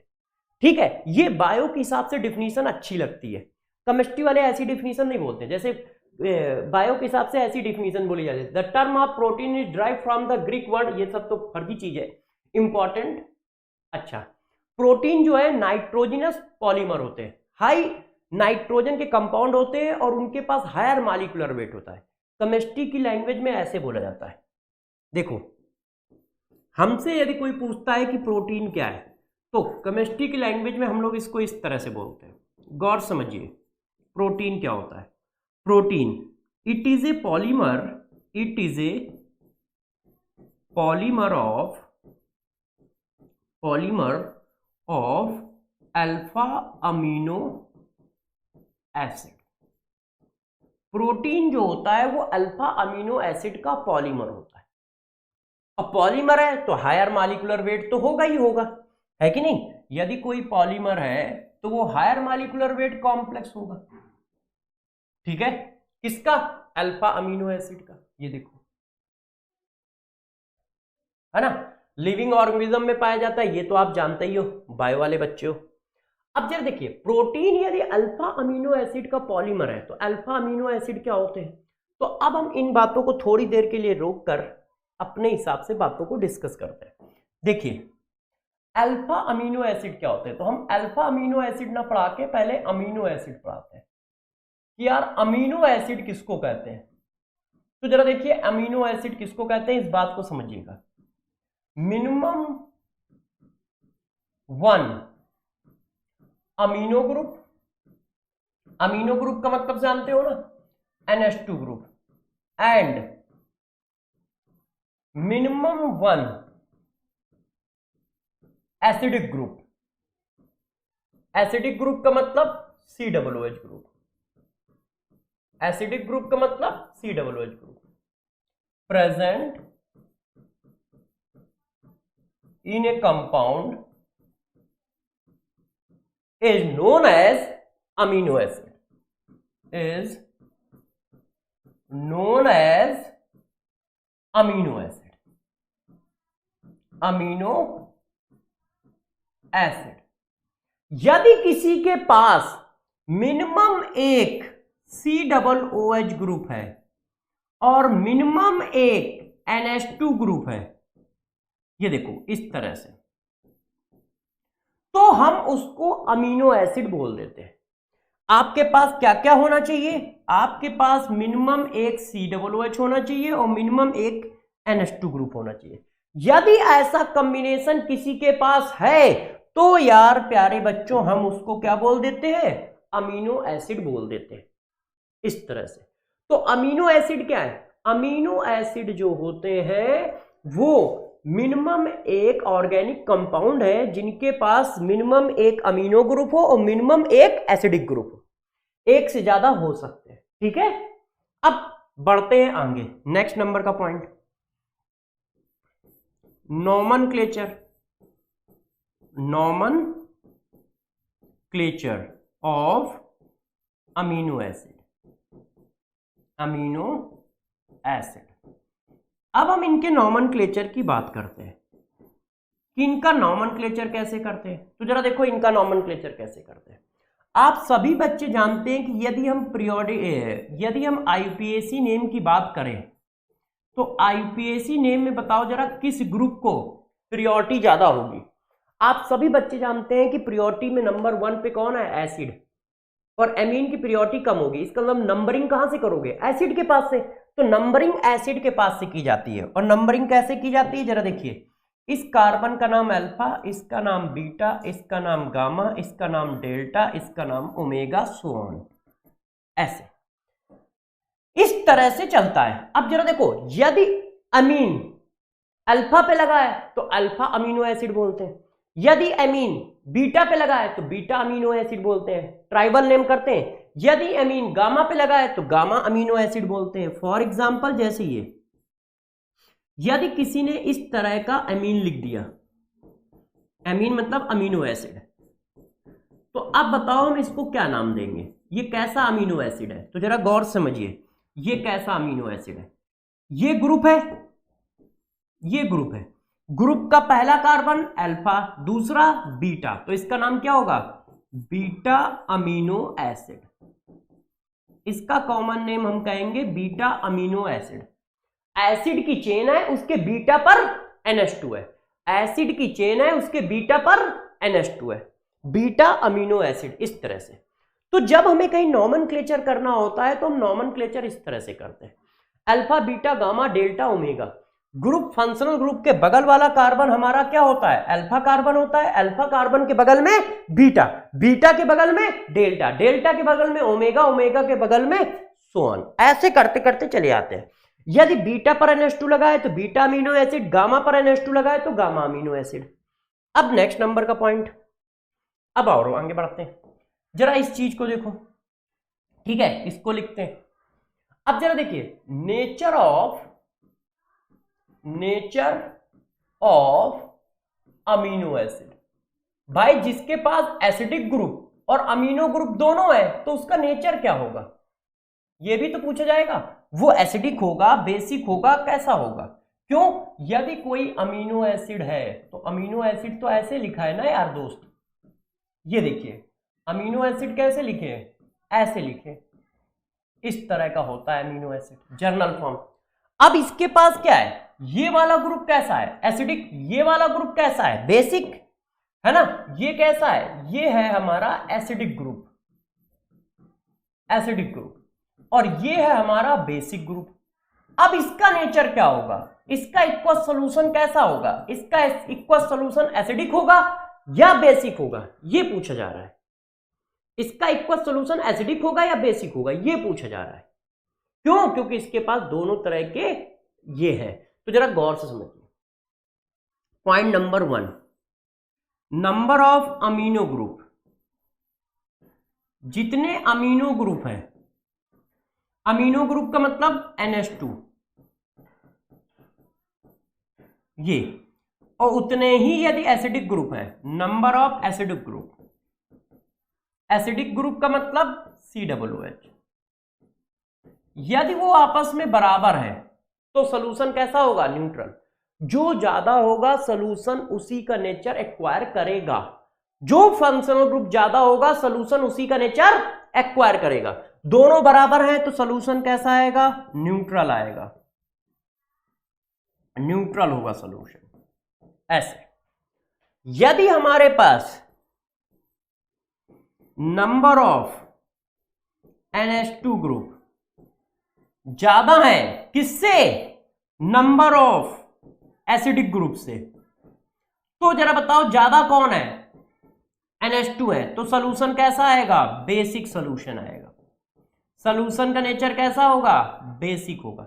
जो ज्यादा होगा सॉल्यूशन उसी का नेचर एक्वायर करेगा। नंबर 3, अब आप समझ गए होगे भाई, एक बार एक ज्यादा हो सकता है, एक बार दूसरा ज्यादा हो सकता है, इतनी तो पॉसिबिलिटी है। तो नंबर ऑफ NH2 ग्रुप कम है नंबर ऑफ एसिडिक ग्रुप से, तो सॉल्यूशन कैसा होगा? तो हमारा सॉल्यूशन एसिडिक होगा। कैसा सॉल्यूशन होगा? एसिडिक सॉल्यूशन होगा। ये देखो, तो nature of solution, nature of amino acid, कि अमीनो एसिड कैसा होगा? बेसिक नेचर का होगा, एसिडिक नेचर का होगा, कैसा होगा? ये पूछा गया है, ये क्वेश्चन पूछा जा चुका है। उन्होंने 4-5 अमीनो एसिड लिख के दे दिए, इनमें से कौन सा अमीनो एसिड बेसिक नेचर का है, इनमें से कौन सा अमीनो एसिड एसिडिक नेचर का है। तो बेचारा बच्चा कैसे पकड़ेगा? तो कैसे पकड़ोगे? नंबर काउंट करके। जितने ज्यादा अमीनो ग्रुप उतना ज्यादा बेसिक। जो ग्रुप ज्यादा होगा रिलेटिवली उसी का नेचर एक्वायर करेगा अमीनो एसिड। एसिडिक ग्रुप ज्यादा है तो एसिडिक नेचर का होगा, बेसिक ग्रुप ज्यादा है तो बेसिक नेचर का होगा। दोनों के नंबर बराबर है तो वो न्यूट्रल होगा। ठीक है, नेक्स्ट नंबर का पॉइंट जरा समझो। नेक्स्ट नंबर का पॉइंट डिस्कस करते हैं। देखिए, amino acid in equals solution, amino acid in equals solution. Equals solution में उसका कैसा नेचर होता है, अब इस बात पर डिस्कशन करते हैं। देखो गौर से समझिएगा कि इक्वस सोल्यूशन में वो किस तरह का नेचर रिक्वायर करता है। हमने क्या किया, ये हमारे पास वाटर है, ऐसे इस तरह से, ध्यान दीजिए ये वाटर है, और इस पर हमने क्या किया, एक अमीनो एसिड डाल दिया, ऐसा इस तरह से एक अमीनो एसिड डाल दिया इसमें। जब ये पानी में जाएगा तो जरा बताना क्या होगा, ये हमारा क्या है, वाटर है, वाटर। तो भाई पानी में जाने पर एसिड क्या करता है, एसिड आयोनाइजेशन करता है, पानी में जाने पर करता है कि नहीं करता है, तो ये एसिडिक ग्रुप है। तो जैसे ही ये पानी में गया तो जरा देखो इसने क्या किया, आयोनाइजेशन किया इस तरह से। जब ये आयोनाइजेशन करेगा तो जरा देखना क्या होगा, ये आ गया क्या, निगेटिव आयन, ऐसे। मगर जब ये आयोनाइजेशन करेगा तो प्रोटॉन रिलीज करेगा, और प्रोटॉन रिलीज करेगा तो ये कौन है, बेस, तो ये प्रोटॉन गेन करेगा, और प्रोटॉन गेन करेगा तो ये ऐसा आ जाएगा। इसने प्रोटॉन रिलीज किया और इसने प्रोटॉन गेन किया। ऐसा क्यों हो पा रहा है, ऐसा इसलिए हो पा रहा है कि ये एसिड है तो पानी में जाने पर वाटर प्रोटॉन रिलीज करेगा, और ये बेस है तो ये प्रोटॉन गेन करेगा। तो एक ने प्रोटॉन रिलीज किया, एक ने प्रोटॉन गेन किया, और जो बन गया वो क्या है, डाईपोलर आयन या फिर ज्वेटर आयन। तो अब जरा गौर से समझो, जब अमीनो एसिड पानी में डाला जाएगा तो वो न्यूट्रल फॉर्म में एग्जिस्ट नहीं करेगा, हमेशा किस फॉर्म में एग्जिस्ट करेगा, डाईपोलर आयन के फॉर्म में। तो पहला पॉइंट, अमीनो एसिड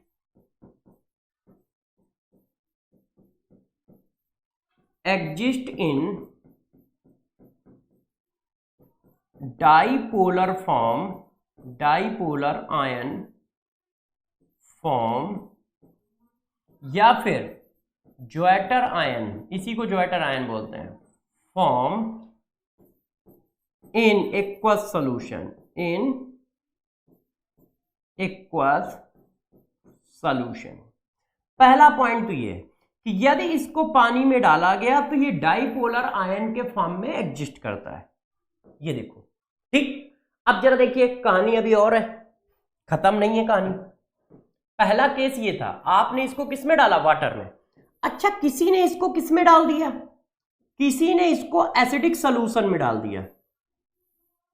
ये हमारा सॉल्यूशन है, मगर ये नेचर कैसा है, एसिडिक नेचर का है, ये एसिडिक सॉल्यूशन है।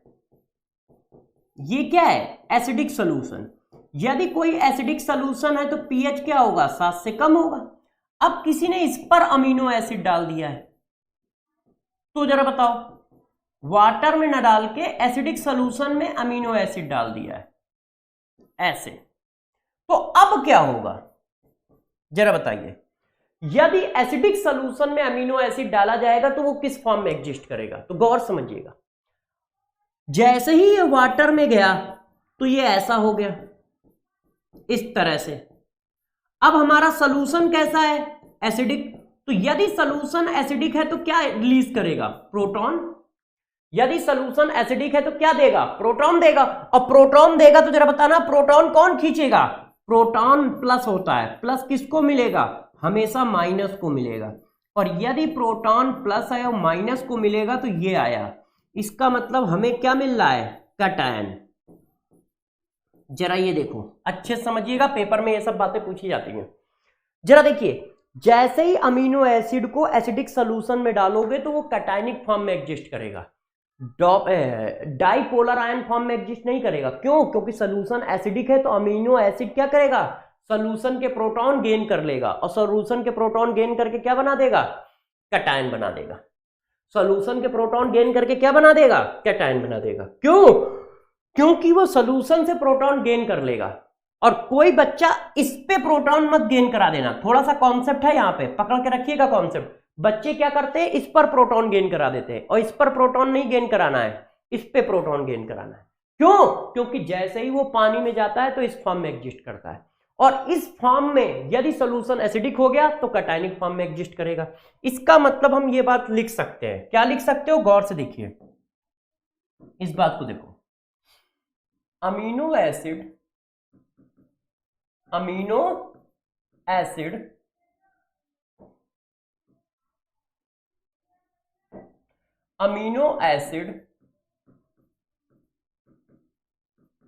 exist in cationic form in acidic medium। यदि मीडियम एसिडिक है तो अमीनो एसिड किस फॉर्म में एग्जिस्ट करेगा, कैटायनिक फॉर्म में एग्जिस्ट करेगा। ये बात हम लोगों को याद रखनी चाहिए, ठीक है। थर्ड नंबर एक्सपेरिमेंट, किसी ने क्या किया, वाटर लिया, अब इस सॉल्यूशन को क्या कर दिया, बेसिक कर दिया। ये देखो अब ये बेसिक सॉल्यूशन है, अब बेसिक सॉल्यूशन में किसी ने अमीनो एसिड डाल दिया तो क्या होगा, ये देखिए ये हमारा सॉल्यूशन बेसिक है और अमीनो एसिड डाल दिया हमने। अमीनो एसिड हमारा कैसा होता है, ऐसा होता है, न्यूट्रल फॉर्म में वो कभी मिलता ही नहीं है, वो हमेशा चार्ज फॉर्म में ही रहता है। ये अमीनो एसिड है। अब आपने इसको इसमें डाल दिया बेसिक सॉल्यूशन में, तो जब बेसिक सॉल्यूशन में डालोगे तो जरा बताओ क्या होगा, बेसिक सॉल्यूशन क्या देगा, प्रोटॉन देगा कि OH आयन देगा, तो यार बेसिक सॉल्यूशन तो OH आयन देगा। तो जरा बताओ यदि अमीनो एसिड को OH आयन मिलेंगे तो क्या होगा। तो अब जरा इस बात को समझिएगा, प्रोटॉन गेन करने के बाद ये कैसा हो जाता है, एसिडिक नेचर का हो जाएगा ना, हो जाएगा कि नहीं, प्रोटॉन गेन करने के बाद। तो जब आप OH आयन दोगे तो OH आयन इससे रिएक्शन करेगा और इससे रिएक्शन करेगा तो इसको कर देगा न्यूट्रल ऐसे, और ये रहेगा ऐसे, तो ये क्या हुआ, एनायनिक फॉर्म बन गया। ये देखो बात समझ पाए क्या हुआ भाई, तुम्हारा सॉल्यूशन कैसा है, तुम्हारा सॉल्यूशन बेसिक है। ये देखो बेसिक सॉल्यूशन है, तो बेसिक सॉल्यूशन में जैसे ही अमीनो एसिड गया, अमीनो एसिड का मतलब ये होता है ज्वाइटर आयन, ध्यान रखना अमीनो एसिड का मतलब न्यूट्रल फॉर्म नहीं है, अमीनो एसिड न्यूट्रल फॉर्म में कभी एग्जिस्ट नहीं करता, डाइपोलर आयन फॉर्म में एग्जिस्ट करता है। जैसे ही सॉल्यूशन बेसिक हुआ तो भाई प्रोटॉन गेन करने के बाद अमोनियम कैसा हो जाएगा, एसिडिक नेचर का हो जाएगा, कॉन्जुगेट एसिड हुआ ना यार ये, तो ये एसिडिक है और ये बेसिक है तो कॉन्जुगेट है, तो ये प्रोटॉन रिलीज करेगा, ये गेन कर लेगा तो एनायन फॉर्म में आ जाएगा। इसका मतलब आप ये कहोगे अमीनो एसिड एग्जिस्ट इन एनायनिक फॉर्म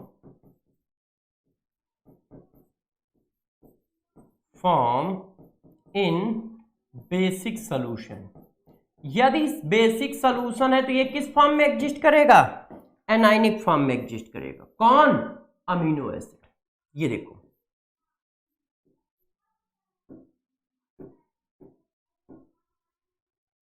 तो क्या करोगे, यदि कहीं पर सॉल्यूशन बेसिक है तो ये एनायनिक फॉर्म में एग्जिस्ट करेगा ऐसे। तो जरा गौर से देखिए, हम लोगों ने तीन चीजें पढ़ी, क्या क्या, अमीनो एसिड इक्वस सॉल्यूशन में कैसा एग्जिस्ट करेगा, डाइपोलर फॉर्म में एग्जिस्ट करेगा, हमेशा न्यूट्रल फॉर्म में एग्जिस्ट नहीं करेगा। डाइपोलर फॉर्म का मतलब क्या हुआ, डाइपोलर फॉर्म का मतलब उसके पास प्लस माइनस दोनों चार्ज होंगे, और डाइपोलर फॉर्म मतलब ज्वाइटर आयन। मगर जब एसिडिक सॉल्यूशन में डालोगे तो ये कैटायनिक फॉर्म में एग्जिस्ट करेगा, बेसिक सॉल्यूशन में डालोगे तो ये एनायनिक फॉर्म में एग्जिस्ट करेगा। तो हम लोगों ने क्या क्या पढ़ा दिया, एक्वस सॉल्यूशन में किस फॉर्म में एग्जिस्ट करेगा, एसिडिक सॉल्यूशन में किस फॉर्म में एग्जिस्ट करेगा, बेसिक सॉल्यूशन में किस फॉर्म में एग्जिस्ट करेगा, उसका नेचर क्या होगा। है ना, उसका नेचर क्या होगा, एसिडिक नेचर होगा, बेसिक नेचर होगा, किस तरह का नेचर होगा। अब जरा एक और बात समझिए, इस बात को जरा देखिएगा, एक और कॉन्सेप्ट आपको पढ़ाता हूं। एक मिनट, इसको हटाते हैं ये यहां पे। अब जरा देखो, एक और बात आपसे डिस्कस करते हैं, आइसो इलेक्ट्रिक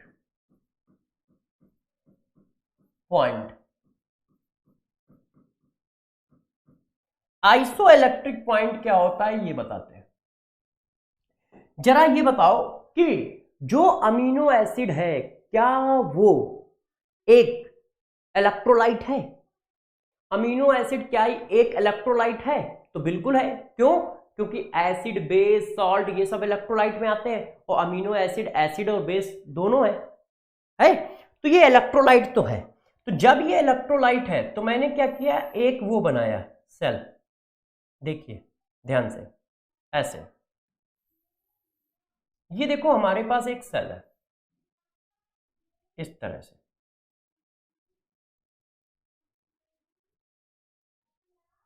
इस तरह से, ठीक है। अब मैंने क्या कर दिया, इसमें इलेक्ट्रोलाइट भर दिया,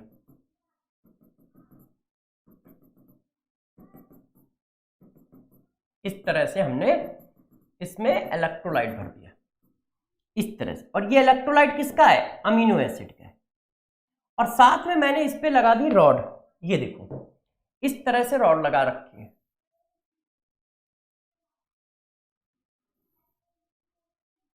इस तरह से, है ना। इसको मैंने एनोड कह दिया है, कैथोड कह दिया है।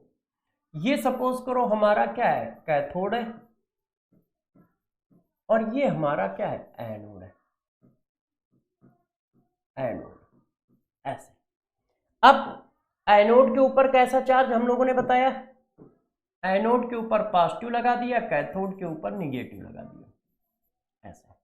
और इनको बच्चों कनेक्ट कर दिया किससे, सॉल्ट ब्रिज से या वोल्टामीटर से, ऐसे। अब ये जो हमारा इलेक्ट्रोलाइट है, गौर समझिएगा, ये एक अमीनो एसिड है, ये एक हमारा क्या है, अमीनो एसिड है। कौन, इलेक्ट्रोलाइट, इलेक्ट्रोलाइट, ये देखो, एक electrolyte.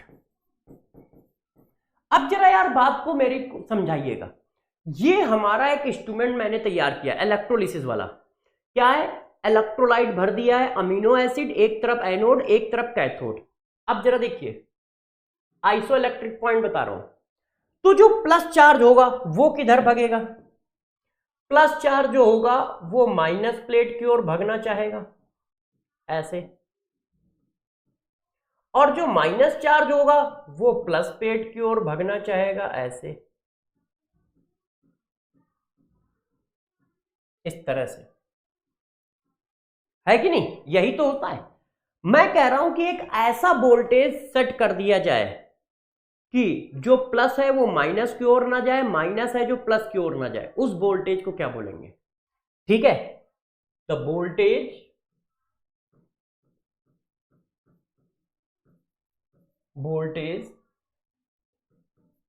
if cation and anion both does not move in opposite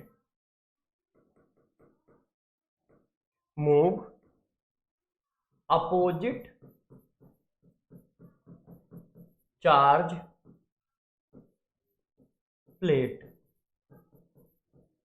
जिस वोल्टेज पे कैटायन और एनायन अपोजिट प्लेट की ओर मूव नहीं करते हैं उस वोल्टेज को आइसोइलेक्ट्रिक पॉइंट कहते हैं। आइसोइलेक्ट्रिक पॉइंट एक वोल्टेज है जिस वोल्टेज पर, सॉरी वोल्टेज नहीं, पीएच, एक मिनट, जिस पीएच पर, एट दैट पीएच, जिस पीएच पर कैटायन और एनायन अपोजिट चार्ज की ओर, अपोजिट प्लेट की ओर मूवमेंट करना बंद कर दें, उस पीएच को आइसोइलेक्ट्रिक पॉइंट कहा जाता है और उसको रिप्रेजेंट किया जाता है पीआई से, जबकि वो पीएच होता है। उसको किससे रिप्रेजेंट किया जाता है? पीआई से। क्या? ऐसा पीएच जिस पीएच पर कैटायन और एनायन का मोशन अपोजिट प्लेट की ओर रुक जाए, मतलब कैटायन ना इधर मूव करे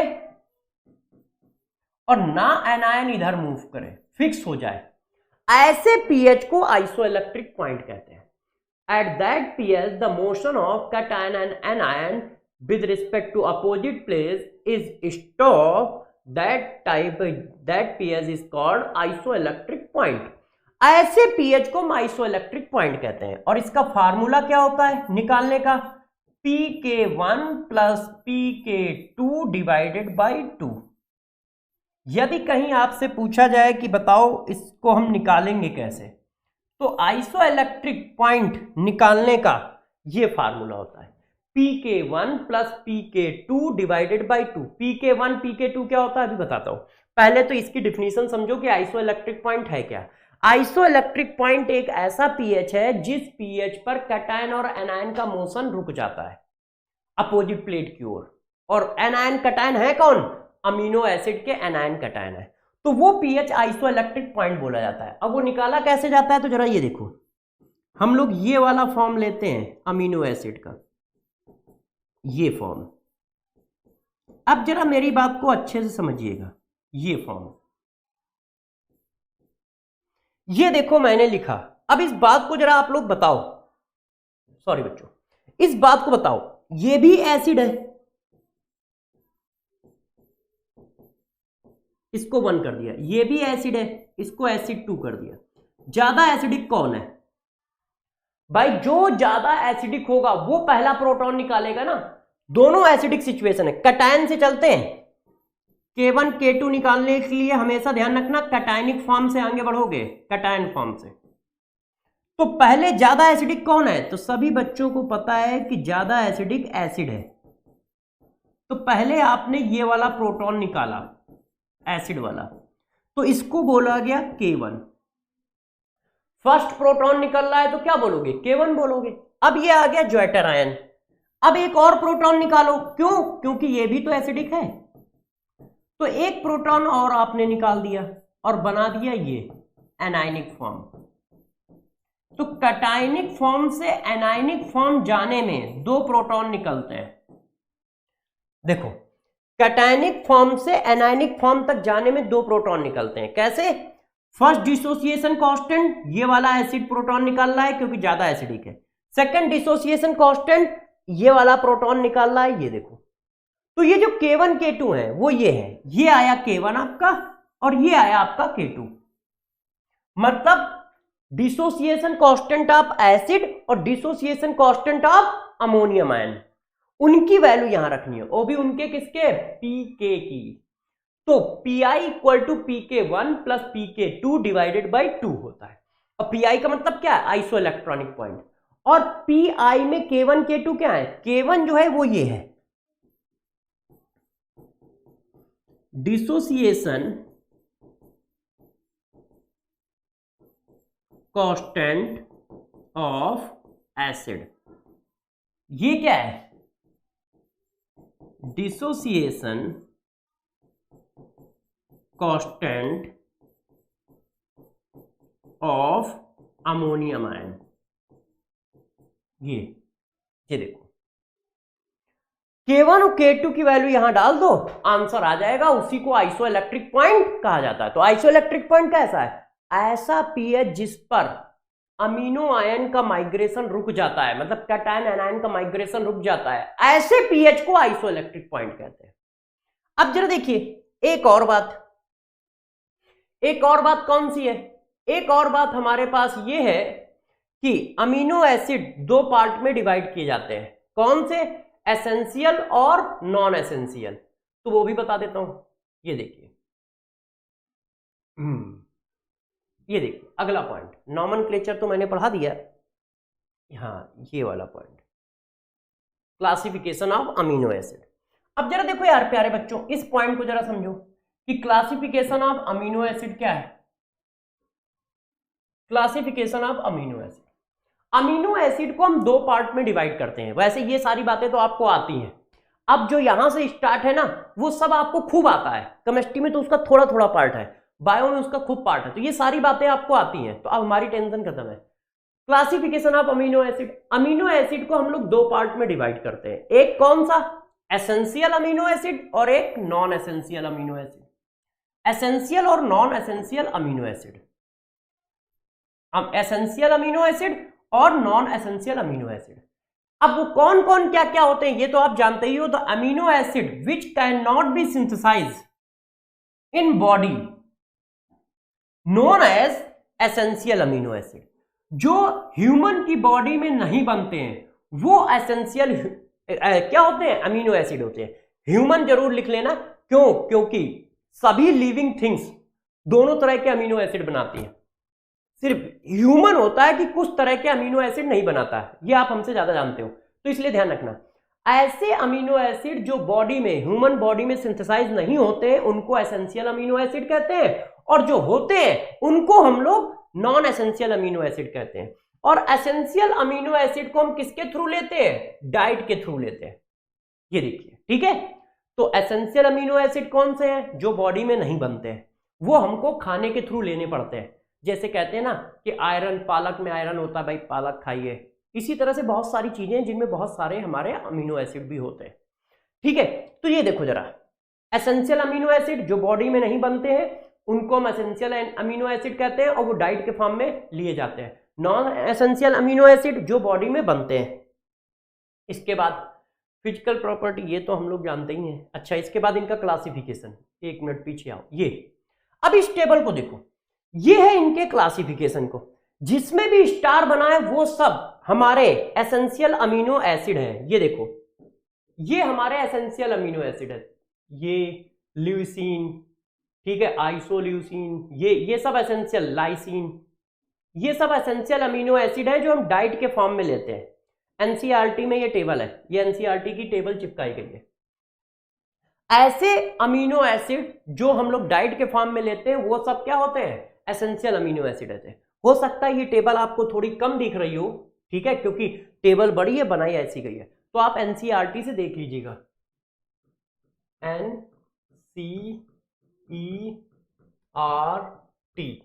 एनसीईआरटी से देख लीजिएगा कौन एसेंशियल है कौन नॉन एसेंशियल है, ठीक है। और उनको अच्छे से रिवाइज भी कर लीजिएगा कि कैसे याद कर लें, क्योंकि हो सकता है पूछे जाए। वैसे अभी तक तो एक बार पूछे नहीं गए कि इसमें से एसेंशियल और नॉन एसेंशियल अमीनो एसिड कौन है, मगर यदि पूछे जाए तो आप एक बार रिवाइज कर लीजिएगा।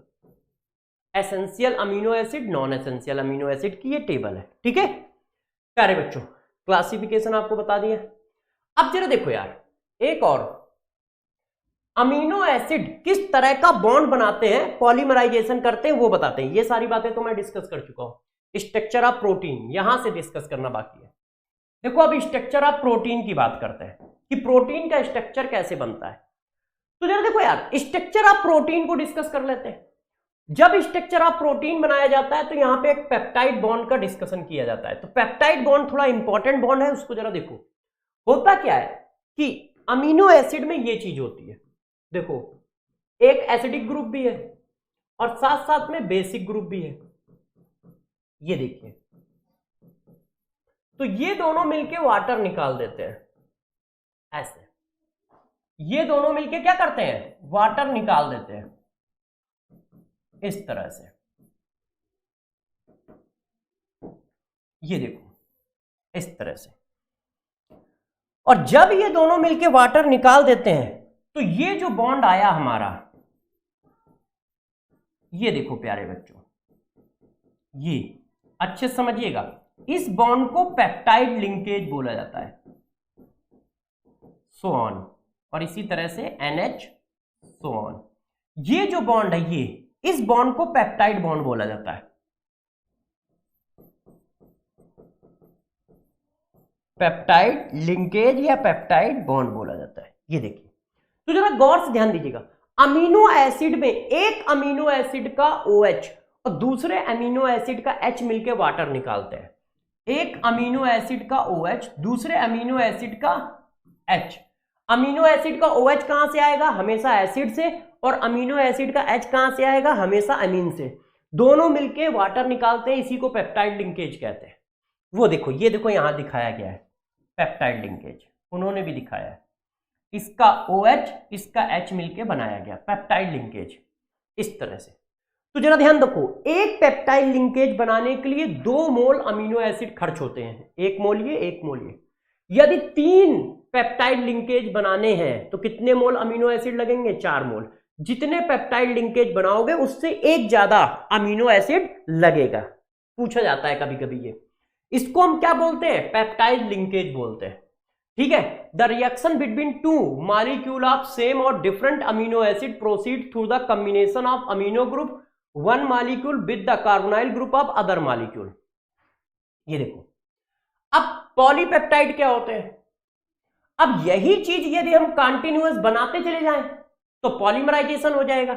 पेप्टाइड लिंकेज का क्या हो जाएगा? पॉलीमराइजेशन हो जाएगा। इसी चीज को हम क्या करें? पेप्टाइड बॉन्ड बनाते चले जाएं तो क्या बन जाएगा? एक पॉलीमर बन जाएगा, और उस पॉलीमर का नाम ही क्या है? प्रोटीन है। उस पॉलीमर का नाम ही क्या है? प्रोटीन है। अब प्रोटीन का क्लासिफिकेशन कर दिया गया, तो देखो प्रोटीन 2 तरह से क्लासिफाई किए जाते हैं, फाइब्रस प्रोटीन और ये प्रोटीन, है कि नहीं? 2 तरह से हम लोग इनको क्लासिफाई करते हैं। तो आप प्रोटीन का क्लासिफिकेशन पढ़ सकते हो। तो यार मेरे हिसाब से ये बातें तो आपको बहुत अच्छे से आती है कि प्रोटीन का क्लासिफिकेशन क्या है, primary structure, secondary structure, tertiary structure, quaternary structure. ये सब तो आप लोग बायो में खूब अच्छे से पढ़ते हो। मैंने इसके नोट्स आपको कर दिए हैं, ये देखो नोट्स सारे हैं।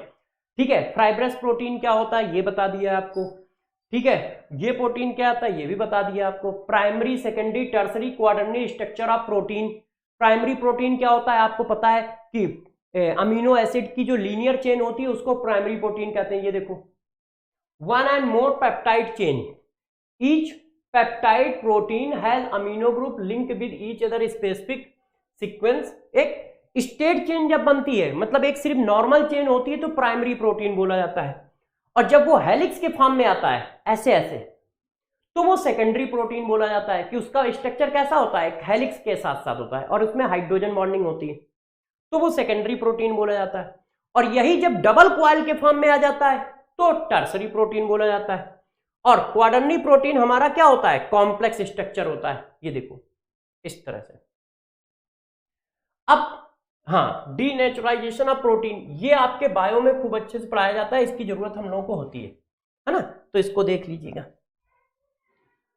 एंजाइम, एंजाइम क्या होते हैं? तो यार आप जानते हैं एंजाइम एक तरह के ऑर्गेनिक कंपाउंड है जो किसी रिएक्शन को एक्टिवेट करने के लिए यूज किए जाते हैं, है ना? तो एंजाइम भी हम लोगों ने इस जगह पे पढ़े हैं, हर एक रिएक्शन के लिए अलग अलग एंजाइम। तो एंजाइम का ये वाला टेबल आपके लिए इंपॉर्टेंट है, तो इसको आप थोड़ा सा ध्यान रखिएगा इस टेबल को। क्यों? क्योंकि कभी कभी इससे क्वेश्चन पूछे जाते हैं। इसमें कौन से इंपॉर्टेंट है? ये इंपॉर्टेंट है, ये इंपॉर्टेंट है, ये इंपॉर्टेंट है, ये इंसुलिन, ये वाला आप चाहे ना याद रखें, प्रोटीन वाला ठीक है, ठीक है, ये भी प्रोटीन है, और ये भी आप चाहे ना याद रखें। इतने एंजाइम जरूर याद रखिए कि कौन एंजाइम क्या काम करता है। नेक्स्ट देखो, विटामिन्स क्या होते हैं?